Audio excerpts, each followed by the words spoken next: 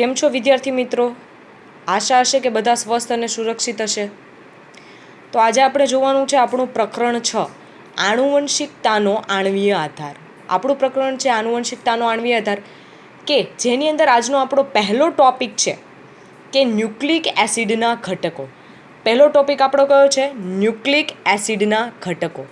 કે nucleic acid આપણને ખબર જ છે કે આપણું જે ન્યુક્લિક એસિડ છે એ બે પ્રકારની છે. બરાબર, આપણા ન્યુક્લિક એસિડ કેટલા? બે પ્રકારના, કે ડીએનએ અને આરએનએ. ડીએનએ કે જેને આપણે કહીએ છીએ ડીઓક્સી રિબોન ન્યુક્લિક એસિડ, આરએનએ કે જે આપણું કયું છે? રિબોન ન્યુક્લિક એસિડ. બરાબર, આપણા બે ન્યુક્લિક એસિડ જોઈએ આપણે, ડીએનએ અને આરએનએ, ડીઓક્સી રિબોન ન્યુક્લિક એસિડ અને રિબોન ન્યુક્લિક એસિડ. તો આ જે ડીએનએ અને આરએનએ છે જે આપણા ન્યુક્લિક એસિડ છે, બરાબર, તો આ ન્યુક્લિક એસિડના બંધારણ દરમિયાન, ન્યુક્લિક એસિડના બંધારણ એટલે કે ડીએનએના બંધારણમાં અને આરએનએના બંધારણમાં કયા કયા ઘટકો પોતાનો મહત્ત્વનો ભાગ ભજવે છે કે જેને આજે આપણે જોવાનું છે. હવે આપણે જોઈએ કે ડીએનએ આરએનએના બંધારણમાં કુલ 3 ઘટકો આવેલા છે. કેટલા ઘટકો વિદ્યાર્થી મિત્રો? યાદ રાખજો કે કુલ 3 ઘટકો. કે ડીએનએ આરએનએના બંધારણમાં કુલ 3 ઘટકો આવેલા હોય છે. પહેલો ઘટક તો અહીં આપેલો છે આપણને નાઇટ્રોજન બેઝ. બીજો ઘટક આપણને આપેલો છે પેન્ટોઝ શર્કરા. પેન્ટોઝ શર્કરા એટલે કે 5 કાર્બન ધરાવતી શર્કરા. બધાને ખબર જ હશે કે 5 કાર્બન ધરાવતી આપણી જે શર્કરા છે પેન્ટોઝ શર્કરા જેને આપણે કહીએ. ત્રીજો ઘટક છે ફોસ્ફેટ સમૂહ. બરાબર, આપણે જેને વર્તવીએ ફોસ્ફેટ સમૂહ આપણો. એટલે ટૂંકમાં અહીં ખબર પડી કે ભાઈ જો ડીએનએ અને આરએનએ આપણા જે ન્યુક્લિક એસિડ છે, જ્યારે તેનું બંધારણ થાય અથવા તો તેના બંધારણમાં કુલ કેટલા ઘટકો હોય છે? તો કે 3 ઘટકો આવેલા હોય છે. પ્રથમ ઘટક તો જે નાઇટ્રોજન બેઝ, દ્વિતીય ઘટક આપણને આપેલું છે કે પેન્ટોઝ શર્કરા જે 5 કાર્બન ધરાવતી શર્કરા, અને ત્રીજું આપણને આપેલું છે ફોસ્ફેટ સમૂહ. હવે વિદ્યાર્થી મિત્રો, આપણે અહીંયા પહેલો આપણો જે ઘટક છે એ લેવાનો છે નાઇટ્રોજન બેઝ. કે નાઇટ્રોજન બેઝ છે એ ડીએનએના બંધારણમાં અને આરએનએના બંધારણમાં કઈ રીતે પોતાનો ભાગ ભજવે છે. હવે આપણે જોઈએ નાઇટ્રોજન બેઝ. તો પહેલો ઘટક આપણે સમજીએ નાઇટ્રોજન બેઝ, કે ડીએનએના બંધારણની અંદર જે નાઇટ્રોજન બેઝ છે, તો કે કયા કયા નાઇટ્રોજન બેઝ આવેલા છે? એડિનિન, ગ્વાનિન, સાઇટોસિન અને થાઇમિન. બરાબર, કયા કયા? એડિનિન, ગ્વાનિન, સાઇટોસિન અને થાઇમિન, કે જેને આપણે શું કહીએ? AGCT. Adenine A, guanine G, cytosine C અને થાઇમિન T, કે જેને આપણે ડીએનએના બંધારણમાં જે નાઇટ્રોજન બેઝ આવેલા છે તો એ નાઇટ્રોજન બેઝને આપણે કઈ રીતે ઓળખીએ? AGCT. બરાબર, હવે એવી જ રીતે આપણે ડીએનએનું બંધારણ જોવાનું છે કે ડીએનએના બંધારણમાં આ જે નાઇટ્રોજન બેઝ છે એ પોતાનો કઈ રીતે ભાગ ભજવે છે. કે કયા નાઇટ્રોજન બેઝ છે કે ડીએનએના બંધારણમાં આવેલા છે? એડિનિન, ગ્વાનિન, સાઇટોસિન અને uracil. Adenine A, guanine G, cytosine C અને યુરેસિલ U. હવે વિદ્યાર્થી મિત્રો, જો ધ્યાનથી તમે આમાં સમજો હશે ને તો તમને આની અંદર કંઈક તફાવત જોવા મળશે. કંઈક તફાવત એટલે તમને એમ થશે કે એડિનિન બરોબર, ગ્વાનિન ડીએનએ અને આરએનએ બંનેના બંધારણમાં આવેલું છે. સાઇટોસિન ડીએનએ અને આરએનએ બંનેના બંધારણમાં આવેલું છે. તો તફાવત તમને ક્યાં જોવા મળે છે? થાઇમિન અને ક્યાં? યુરેસિલની અંદર. કેમાં તફાવત જોવા મળે છે? થાઇમિન અને યુરેસિલની અંદર. એટલે એક વસ્તુ આમાં સ્પષ્ટ થાય છે કે નાઇટ્રોજન બેઝ ડીએનએના બંધારણમાં કોની ગેરહાજરી હોય છે? યુરેસિલની. યુરેસિલની શું થાય છે? ગેરહાજરી. કે ડીએનએના બંધારણમાં યુરેસિલના જગ્યાએ તમને શું જોવા મળે છે? થાઇમિન, AGCT જેના કારણે થાય, અને આરએનએના બંધારણમાં તમને કોની ગેરહાજરી જોવા મળે? થાઇમિનની ગેરહાજરી. બરાબર, કે થાઇમિનના જગ્યાએ તમને આરએનએના બંધારણમાં શું જોવા મળે છે? યુરેસિલ જોવા મળે છે. હવે વિદ્યાર્થી મિત્રો, તમને ક્યાંય પૂછવામાં આવે કે નાઇટ્રોજન બેઝ જે છે તો એ ડીએનએના બંધારણ અને આરએનએના બંધારણમાં તમને કઈ રીતે તફાવત જોવા મળે? તો હા, તમે કહેશો કે તફાવત જોવા મળે. શેમાં? કે ભાઈ જો સમાનતા કઈ છે કે એડિનિન, ગ્વાનિન, સાઇટોસિન ત્રણેય હાજર છે ડીએનએના બંધારણ અને આરએનએની અંદર. પણ ડીએનએમાં શું છે? તો કે થાઇમિન આવેલું છે, અને આ જે થાઇમિન છે એ ક્યાં ગેરહાજર છે? આરએનએના બંધારણમાં. અને યુરેસિલ જે છે એ ક્યાં આવેલું છે? આરએનએના બંધારણમાં. અને યુરેસિલ છે એ ક્યાં ગેરહાજર છે? ડીએનએના બંધારણમાં. તો થાઇમિનના જગ્યાએ આરએનએના બંધારણમાં યુરેસિલ, અને યુરેસિલના જગ્યાએ ડીએનએના બંધારણમાં થાઇમિન આવેલું હોય છે. તો બાળકો, આ આપણે વાત થઈ છે નાઇટ્રોજન બેઝની. બરાબર, કે નાઇટ્રોજન બેઝ ઘટક છે તો કે ડીએનએના બંધારણમાં, આરએનએના બંધારણમાં કઈ રીતે પોતાનો ભાગ ભજવે છે. હવે આપણે વાત કરવાની છે પેન્ટોઝ શર્કરા. આપણો જે બીજો ઘટક આપણે જોયો હતો, ડીએનએ આરએનએના બંધારણમાં પેન્ટોઝ શર્કરા, કે હવે આપણે જેની વાત કરીએ એમાં, તો ડીએનએના બંધારણમાં કઈ પેન્ટોઝ શર્કરા આવેલી છે? ડીઓક્સીરિબોઝ શર્કરા. ખાસ કરીને યાદ રાખજો વિદ્યાર્થી મિત્રો, કઈ શર્કરા આવેલી છે? ડીઓક્સીરિબોઝ શર્કરા. અને આરએનએના બંધારણમાં પેન્ટોઝ કઈ શર્કરા આવેલી છે? રિબોઝ શર્કરા. આ વસ્તુ યાદ રાખજો વિદ્યાર્થી મિત્રો કે પેન્ટોઝ શર્કરા, બે પ્રકારની પેન્ટોઝ શર્કરા છે. કેટલા? બે પ્રકારની પેન્ટોઝ શર્કરા, કે એક તો છે કે ડીઓક્સીરિબોઝ શર્કરા અને બીજું શું આપેલું છે કે રિબોઝ શર્કરા. એમાંથી જે ડીઓક્સીરિબોઝ શર્કરા છે એ શેના બંધારણમાં? ડીએનએના બંધારણમાં. અને જે માત્ર જે રિબોઝ શર્કરા આપેલી છે એ કોના બંધારણમાં? ડીએનએના બંધારણમાં. કે જેના કારણે જ આપણે કહીએ છીએ ડીએનએના બંધારણમાં જે રિબોઝ કઈ તો ડીઓક્સીરિબોઝ શર્કરા આવેલી છે, જેના કારણે આપણે કહીએ કે ડીઓક્સીરિબોન્યુક્લિક એસિડ, અને આરએનએના બંધારણમાં રિબોઝ શર્કરા આવેલી છે, જેના કારણે આપણે કહીએ છીએ રિબોઝ ન્યુક્લિક એસિડ. બરોબર. હવે આપણે આપણો જોવાનો છે ત્રીજો ઘટક, ફોસ્ફેટ સમૂહ. કયો ઘટક આપેલો છે? ફોસ્ફેટ સમૂહ. હવે ડીએનએના બંધારણમાં પણ ફોસ્ફેટ સમૂહ હાજર રહેલો છે અને આરએનએના બંધારણમાં પણ ફોસ્ફેટ સમૂહ જે છે એ હાજર રહેલો છે, કે જેના દ્વારા શું થાય છે? આ ફોસ્ફેટ સમૂહના કારણે તો ડીએનએ અને આરએનએનું બંધારણ આપણે સ્પષ્ટ રીતે ઓળખી શકીએ. હવે અહીંયા આપેલું છે કે નાઇટ્રોજન બેઝની જે આપણે પહેલાં વાત કરી, કયા કયા નાઇટ્રોજન બેઝ જોયા ફરીથી એકવાર યાદ કરી લે. એડિનિન, ગ્વાનિન, સાઇટોસિન, થાઇમિન ડીએનએના બંધારણમાં, જ્યારે એડિનિન, ગ્વાનિન, સાઇટોસિન અને યુરેસિલ આરએનએના બંધારણમાં, કે જેને આપણે એજીસીયુ કહીએ, અને ડીએનએના બંધારણમાં આપણે એજીસીટી કહીએ. હવે આપણે ફરીથી નાઇટ્રોજન બેઝ ઉપર પાછા આવીએ તો નાઇટ્રોજન બેઝ છે વિદ્યાર્થી મિત્રો કેટલા પ્રકારના હોય છે? તો બે પ્રકારના નાઇટ્રોજન બેઝ હોય છે. બરાબર. એમાં પહેલો પ્રકાર છે પ્યુરિન, બીજો પ્રકાર છે પિરિમિડિન. બરાબર. પહેલો પ્રકાર કયો છે? પ્યુરિન, અને બીજો પ્રકાર પિરિમિડિન. તો પ્યુરિનની અંદર કઈ કઈ નાઇટ્રોજન બેઝ? તો કે એડિનિન અને ગ્વાનિન. અને પિરિમિડિનની અંદર સાઇટોસિન, યુરેસિલ અને થાઇમિન. આ ખાસ કરીને યાદ રાખજો કે બે પ્રકારની જે નાઇટ્રોજન બેઝ છે, કે જેમાં પ્યુરિન અને પિરિમિડિન, કે જેમાં પ્યુરિનની અંદર કઈ નાઇટ્રોજન બેઝ હાજર રહેલી છે? એડિનિન અને ગ્વાનિન. અને પિરિમિડિનની અંદર સાઇટોસિન, યુરેસિલ અને થાઇમિન. હવે વિદ્યાર્થી મિત્રો આપણે આગળ જોવાનું છે કે ન્યુક્લિયોસાઇડ અને ન્યુક્લિયોટાઇડ. આના પછીનો તમારો જે આગળનો ટોપિક છે આપેલું છે કે ન્યુક્લિયોસાઇડ અને ન્યુક્લિયોટાઇડ્સ. હવે તમે આ ઘણી વખત સાંભળેલું હશે ન્યુક્લિયોસાઇડ અને ન્યુક્લિયોટાઇડ વિશે. હવે આજે આપણે એને સ્પષ્ટ રીતે વ્યાખ્યાયિત કરી અને એને અંદર ખાને સમજીએ કે ભાઈ આનો મતલબ શું થાય છે. કે ન્યુક્લિયોસાઇડ કોને કહેવાય? કે એને અહીં વ્યાખ્યાયિત કરેલું છે કે પેન્ટોઝ શર્કરાના પ્રથમ કાર્બન સાથે નાઇટ્રોજન બેઝ, જો સાંભળજો વિદ્યાર્થી મિત્રો, પ્રથમ કાર્બનની સાથે નાઇટ્રોજન બેઝ જોડાય ત્યારબાદ જે રચના બને છે તેને ન્યુક્લિયોસાઇડ કહેવાય છે. ત્યારબાદ જે રચના બને એને ન્યુક્લિયોસાઇડ. હવે માનો કે આ પેન્ટોઝ શર્કરા કોઈ આપેલી છે, પેન્ટોઝ શર્કરાના પ્રથમ કાર્બન સાથે માનો કે કોઈ નાઇટ્રોજન બેઝ જોડાય. બરાબર. પ્રથમ કાર્બન સાથે કોઈ નાઇટ્રોજન બેઝ. હવે આપણા નાઇટ્રોજન બેઝ તો મેં તમને કહી દીધા છે કયા કયા, કે adenine, guanine, cytosine, uracil, thiamine. આ બધા આપણા નાઇટ્રોજન બેઝ કહેવાય. આપણી જે પેન્ટોઝ શર્કરા આપેલી છે, આ પેન્ટોઝ શર્કરાના પ્રથમ કાર્બનની સાથે જ્યારે કોઈ નાઇટ્રોજન બેઝ જોડે, આપણે માનો કે ઉદાહરણ તરીકે લઈએ એક નાઇટ્રોજન બેઝ એ, એડિનિન. આ આપણો નાઇટ્રોજન બેઝ છે. જ્યારે એને આપણે પ્રથમ કાર્બન સાથે જોડીએ, પેન્ટોઝ શર્કરાના પ્રથમ કાર્બન સાથે જોડીએ, હવે આ બનતી જે રચના છે એને આપણે શું કહીએ છીએ? ન્યુક્લિયોસાઇડ. એને શું કહીએ છીએ આપણે? ન્યુક્લિયોસાઇડ. શર્કરા છે પેન્ટોઝ શર્કરા, અને એના પ્રથમ કાર્બનની સાથે આપણે નાઇટ્રોજન બેઝને જોડો, એટલે પેન્ટોઝ શર્કરાના પ્રથમ કાર્બનની સાથે જ્યારે નાઇટ્રોજન બેઝ જોડાય અને એના જોડાયા બાદની જે રચના બને છે જેને શું કહેવામાં આવે છે? ન્યુક્લિયોસાઇડ. આ આપણે માહિતી મળી ન્યુક્લિયોસાઇડની. હવે બાળકો આપણે આગળ જોઈએ કે ભાઈ આપણને ખબર જ છે કે પેન્ટોઝ શર્કરા છે એ બે પ્રકારની છે. પેન્ટોઝ શર્કરા બે પ્રકારની છે, ખબર જ છે આપણને કે કઈ રીતે બે પ્રકારની. તો આપણે જોઈએ કે પેન્ટોઝ શર્કરા તો કે ડીઓક્સી રિબોઝ શર્કરા, અને બીજી આપણી ખબર જ છે કે રિબોઝ શર્કરા. બરાબર. આ બે પ્રકારની કેવી છે? તો પેન્ટોઝ શર્કરા છે, ડીઓક્સીરિબોઝ શર્કરા અને રિબોઝ શર્કરા. બરાબર. હવે આ ડીઓક્સીરિબોઝ શર્કરાની સાથે શું જોડવામાં આવે? આપણે વાત કરીએ તો શું જોડવામાં આવે એની અંદર? તો ન્યુક્લિયોસાઇડ. ન્યુક્લિયોસાઇડ કઈ રીતે બને? એટલે જોડવામાં આવે ઇન ધ સેન્સ કે આપણે કહીએ કે જ્યારે ડીઓક્સીરિબોઝ શર્કરાની સાથે કોઈ નાઇટ્રોજન બેઝ જોડવામાં આવે અથવા તો રિબોઝ શર્કરાની સાથે કોઈ નાઇટ્રોજન બેઝ જોડવામાં આવે ત્યારે બનતી જે રચના છે જેને આપણે શું કહીએ છીએ? ન્યુક્લિયોસાઇડ. હવે અહીંયા આગળ આપણે જોઈએ કે રિબોન્યુક્લિયોસાઇડ અને ડીઓક્સી રિબોન્યુક્લિયોસાઇડ.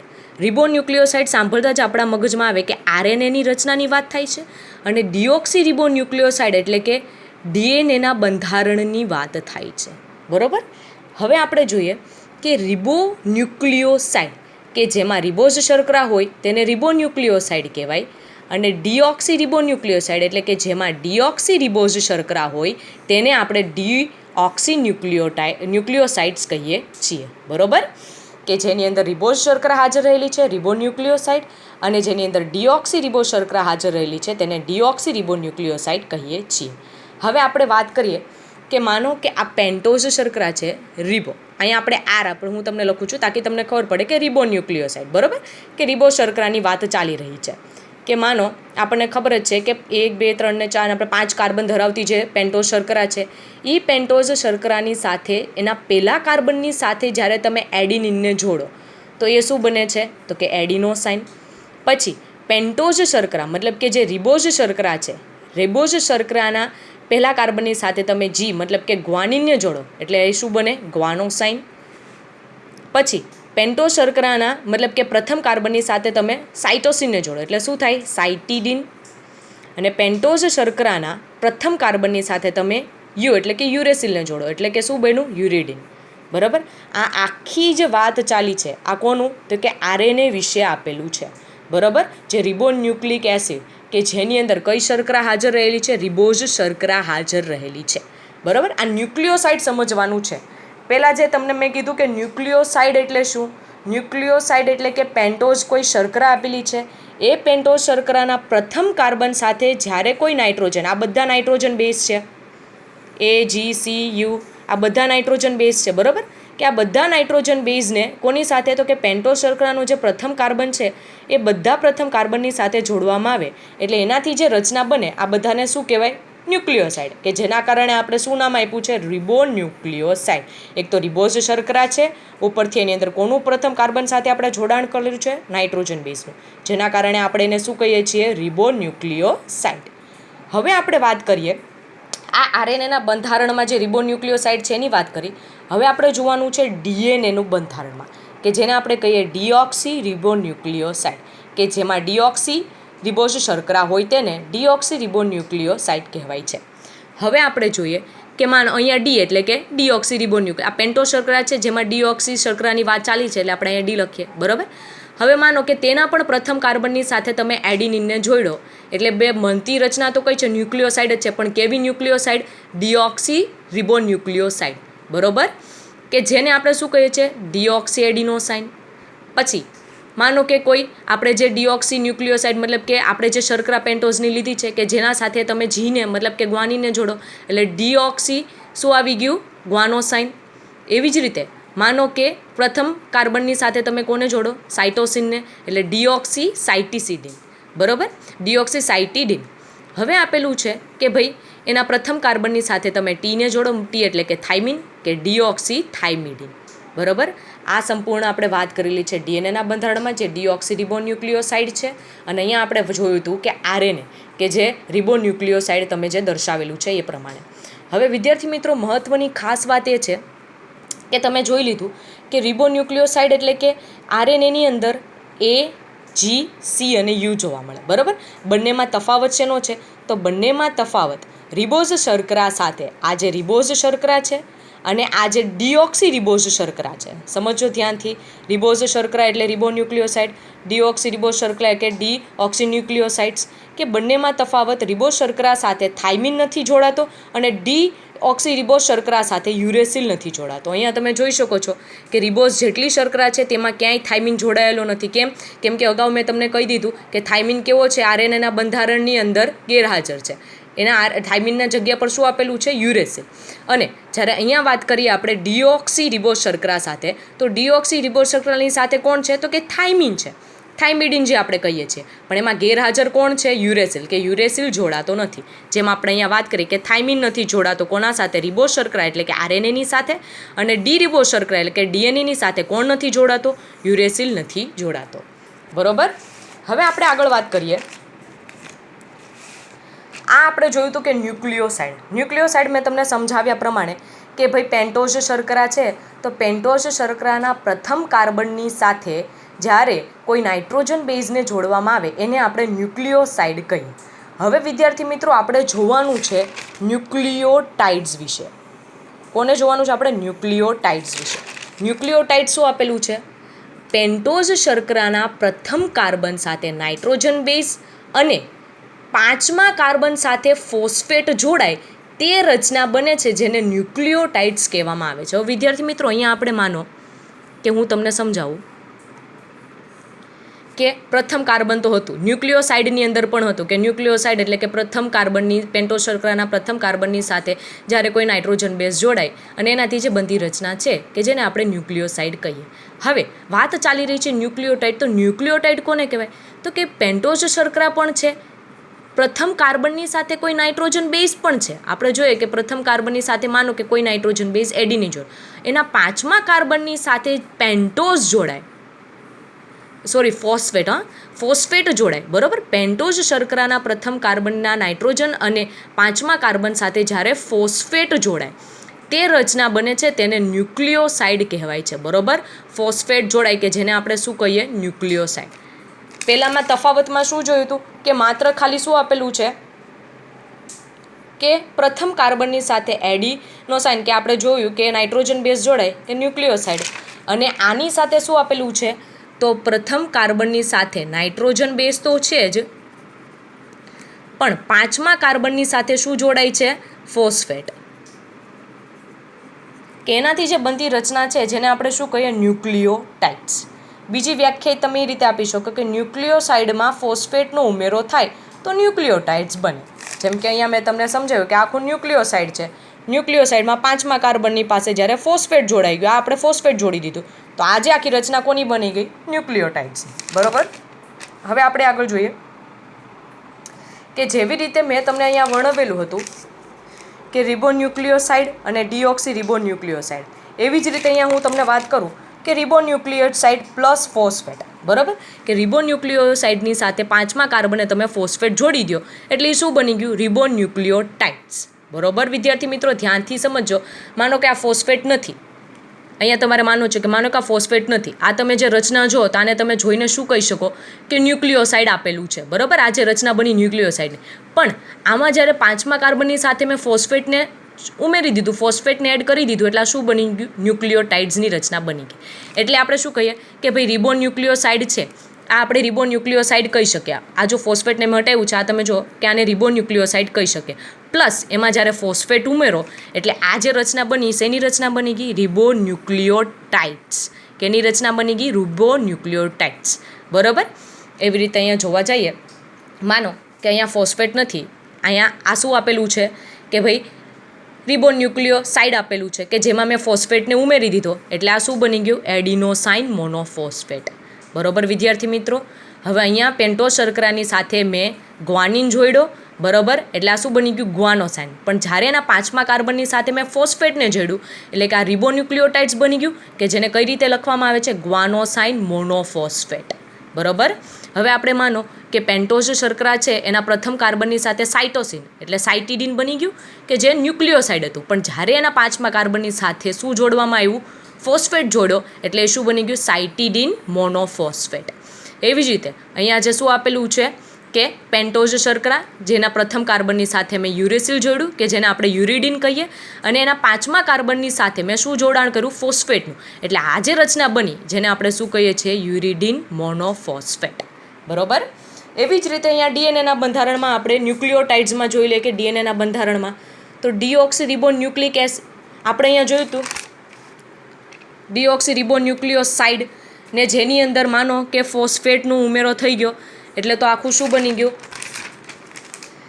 કે ડીઓક્સીરિબોન્યુક્લિયોસાઇડ હતું કે જેમાં મેં ફોસ્ફેટનો ઉમેરો કર્યો તો શું બની ગયું? ડીઓક્સીરિબોન્યુક્લિયોટાઇડ્સ. આ વસ્તુને ધ્યાનથી સમજજો વિદ્યાર્થી મિત્રો, એક સાથે બેને મગજમાં ન લેતા કે ન્યુક્લિયોસાઇડ અને ન્યુક્લિયોટાઇડમાં તફાવત છે. ન્યુક્લિયોસાઇડ એટલે કે પેન્ટોઝ શર્કરામાં જ્યારે પ્રથમ કાર્બનની સાથે કોઈ નાઇટ્રોજન બેઝનો ઉમેરો થાય એને ન્યુક્લિયોસાઇડ કહેવાય. અને ન્યુક્લિયોટાઇડ્સ એટલે કે પેન્ટોઝ શર્કરામાં પ્રથમ કાર્બનની સાથે કોઈ નાઇટ્રોજન બેઝ ઉમેરાય, એની સાથે સાથે પાંચમા કાર્બનની સાથે કોઈ ફોસ્ફેટ સમૂહ ઉમેરાય કે જેને શું કહેવામાં આવે? ન્યુક્લિયોટાઇડ્સ. આમાં પણ જોઈ લઈએ કે જે ડીઓક્સી આખું જે શર્કરા આપેલું હતું આપણને, ડીઓક્સી રિબોઝ શર્કરા, કે જેની અંદર એડિનિન જોડ્યું એટલે કે શું થઈ ગયું? Deoxy adenosine. હવે એની સાથે મેં ફોસ્ફેટનો ઉમેરો કર્યો એટલે શું બની ગયું? Deoxy adenosine monophosphate.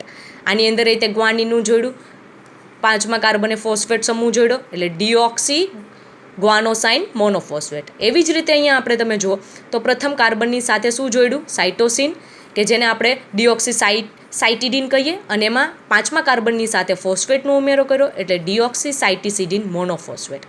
એવી રીતે અહીંયા જોઈએ તો કોનું જોડાણ કર્યું પ્રથમ કાર્બનની સાથે? થાઇમિન, કે જે આખી રચના કઈ બની ગઈ? ડીઓક્સી થાઇમિડીન. અને કે જ્યાં અહીંયા કર્યું ફોસ્ફેટનો ઉમેરો કર્યો કે જેને આપણે કહીએ છીએ ડીઓક્સી થાઇમિડીન મોનોફોસ્ફેટ. ઓકે, બરાબર. હવે વિદ્યાર્થી મિત્રો ખાસ વિશિષ્ટ સમજવા જેવું છે કે વિશિષ્ટ સમજવા જેવી વાત એ છે કે ધ્યાનથી સમજજો કે આ આપણને ખબર છે, મેં આ થોડીક વાર માટે આ ફોસ્ફેટને નથી મતલબ કે રાખ્યા નથી, હટાવી દીધા છે.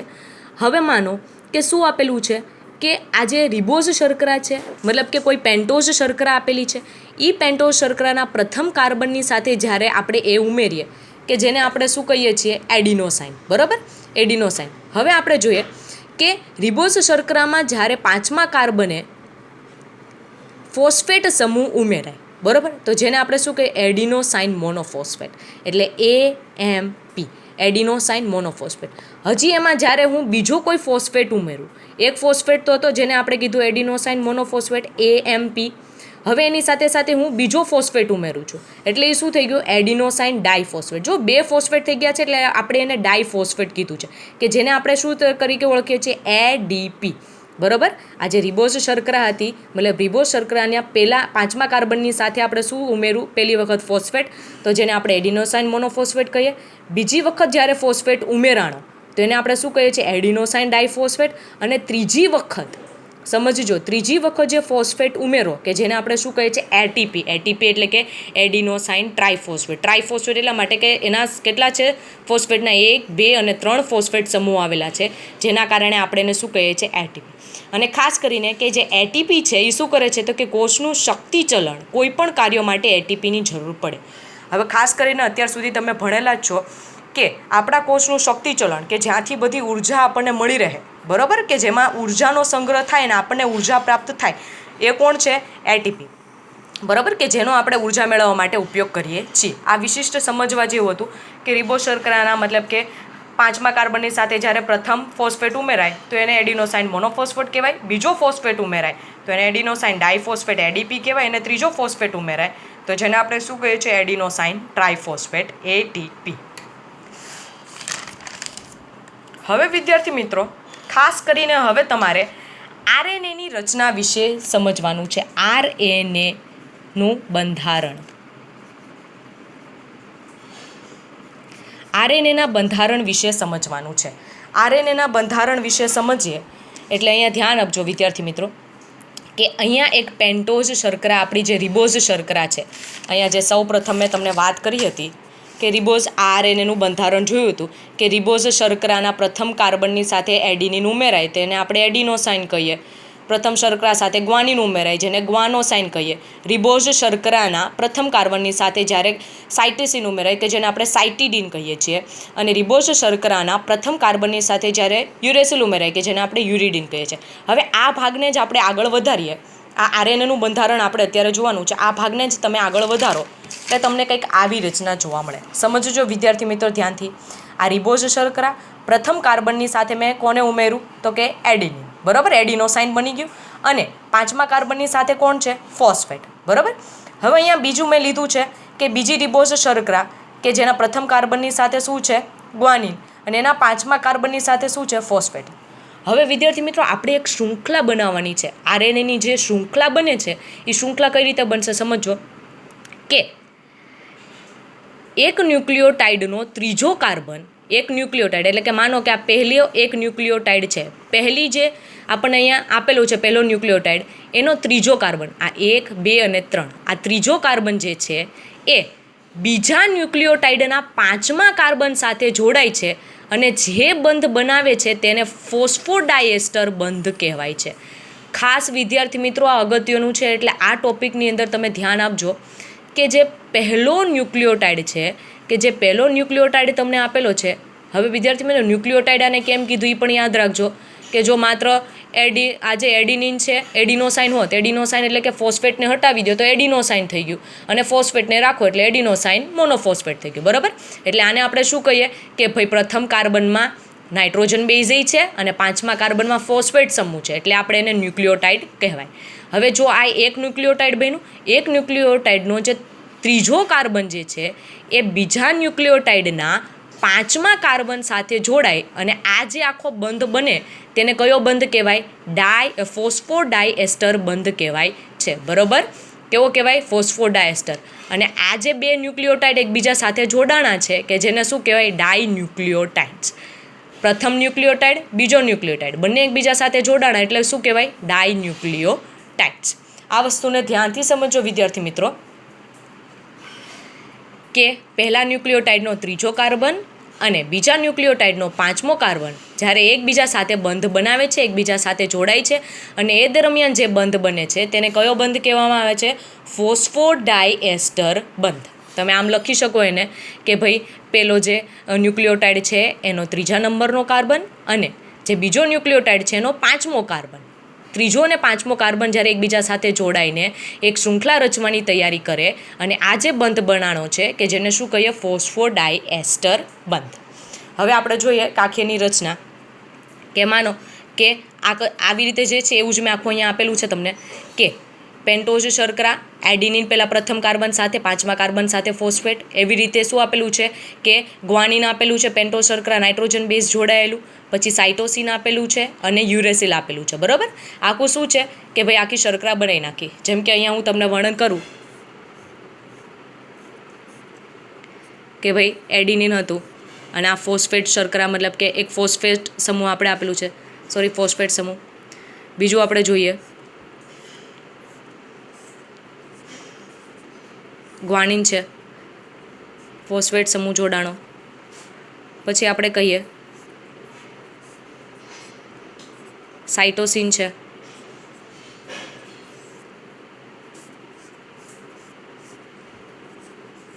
યુરેસિલ. હવે વિદ્યાર્થી મિત્રો સમજો, આનો 5મો કાર્બન ને આનો ત્રીજો કાર્બન જોડાણો એકબીજા સાથે, આનો ત્રીજો કાર્બન ને આનો 5મો કાર્બન એકબીજા સાથે જોડાણ પામે, આનો જે ત્રીજો કાર્બન છે આનો 5મો કાર્બન, બરાબર. આ રીતે એક શૃંખલાનું નિર્માણ થાય, બરાબર. આ રીતે તમે જોઈ શકો છો કે એક શૃંખલાનું નિર્માણ થાય કે આ બધા જે બંધ બન્યા છે કે જેને આપણે શું કહીએ કે ભાઈ પહેલા ન્યુક્લિયોટાઇડનો ત્રીજો, બીજા ન્યુક્લિયોટાઇડનો 5મો, બરાબર. પછી આ ન્યુક્લિયોટાઇડનો ત્રીજો કાર્બન, આ ન્યુક્લિયોટાઇડનો 5મો કાર્બન, આ ન્યુક્લિયોટાઇડનો પછી કયો? ત્રીજો કાર્બન ને આ ન્યુક્લિયોટાઇડનો 5મો. એટલે તમે જુઓ ને તો 5' થી 3' એક આખો છેડો બને. જો અહીંયા 5મા કાર્બન સાથે એટલે કે 5' આપણે આપેલું છે ને અહીંયા તમે જોઈ શકો છો ત્રીજા કાર્બન સાથે અંતિમ જે છેડો આપેલો છે તો જેને આપણે શું કહીએ? 3', બરાબર.